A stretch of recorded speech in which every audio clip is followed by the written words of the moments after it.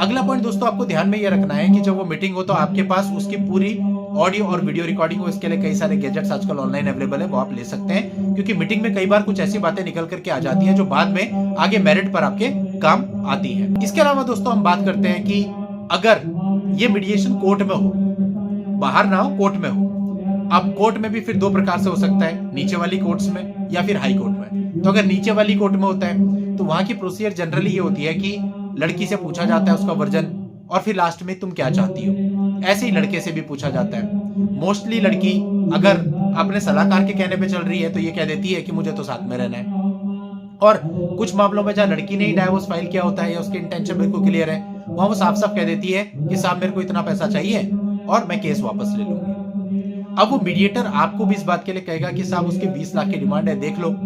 और देख लो के साथ वो आपको कन्विंस भी करते हैं। कई बार आपको कहते हैं अरे आप केस लड़ोगे, 5 साल 10 साल केस चलता रहेगा, कितने पैसे आप वकीलों को दे दोगे, आना जाना लगा रहेगा, फिर महीने का मेंटेनेंस 20,000 रुपए भी अगर हो गया तो साल का 2.5 लाख तो आपका वैसे चला जाएगा, कल को डाइवोर्स होगा उसमें आपको एलिमनी भी लगेगी। तमाम प्रकार की बातें कह करके आपको कन्विंस करते हैं।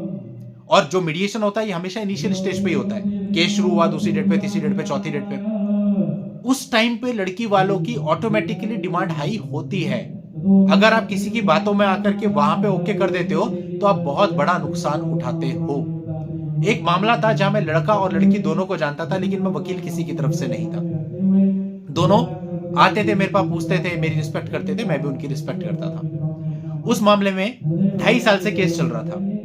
लड़की की सिचुएशन ये थी कि वो मुझे कई बार कह चुकी थी भैया मुझे इससे बाहर निकलना है, मुझे नहीं लड़ना, ये कुछ देता हो दे, नहीं देता ना दे, 5 लाख दे चाहे 10 लाख दे, मेरे को मतलब नहीं है, मेरे को बस बाहर निकलना, मेरा दिमाग खराब हो चुका है। लड़का भी परेशान रहता था, ठीक है। लड़का भी पहले बोलता रहा मैं 5 लाख दूंगा, फिर मैं बोलता रहा 10 लाख दूंगा, और लड़की वालों की जो डिमांड थी इनिशियली वो 2 करोड़ थी। अब आप सोचो, लड़का आते आते आते आते थक चुका था। स्थिति ये थी कि लड़की ने ये कह दिया था कि अगली डेट पे मैं जज साहब के सामने कह दूंगी मुझे कुछ नहीं चाहिए, मुझे छुटकारा दिला दो। और लड़का भी बिल्कुल आते आते आते थक चुका था, उसका भी एंड हो चुका था, वो भी खत्म करना चाहता था। लड़की कुछ बोलती उससे पहले उस डेट पे लड़के ने बोल दिया साहब मैं 50 लाख रुपए देने को तैयार हूं, मेरा खत्म करा दो। अब सोचो लड़की की हो गई बल्ले बल्ले, उसे तो 5-10 भी मिल जाते तो कह रही थी, वो भी ना मिलते तो चलता। अब जैसे ही 50 लाख लड़के ने कहा, झट देके लड़की ने कर लिया। अब 50 लाख रुपए उसको मिल गया, सब बढ़िया क्या हो सकता है उसके लिए। तो बात इससे समझ में क्या आती है, कौन पहले टूटता है। अगर वो लड़का 1 डेट भी रुक जाता ना तो उसका या तो फ्री में होता या 5 लाख रुपए में हो जाता। तो ये है सारी स्थिति। तो इनिशियली अगर आप ओके कहते हो तो आप नुकसान में हो।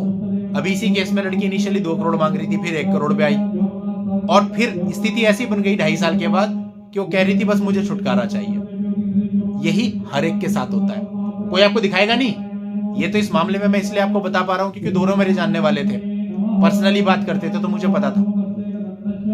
अदरवाइज ये कोई दिखाएगा नहीं। लड़की कभी ये नहीं कहेगी कि मैं टूट चुकी हूं, वो तो ये कहेगी कि मैं तो लड़ूंगी अभी। लेकिन दोस्तों रियलिटी तो यह है कि कोई भी व्यक्ति अपना टाइम खराब नहीं करना चाहता। हर एक व्यक्ति इससे जल्द से जल्द बाहर आना चाहता है, और लड़की के साथ भी ऐसा ही होता है। ठीक है, कुछ होते हैं एक्सेप्शनल केसेस, उनकी मैं बात नहीं कर रहा हूं यहाँ पे, बट जनरल लेवल पे लड़की भी यही चाहती है मैं यहाँ से बाहर निकल करके आगे मूव ऑन करूं। इसलिए मीडिएशन के दौरान आपको इस प्रकार से उनकी बातों में नहीं आना।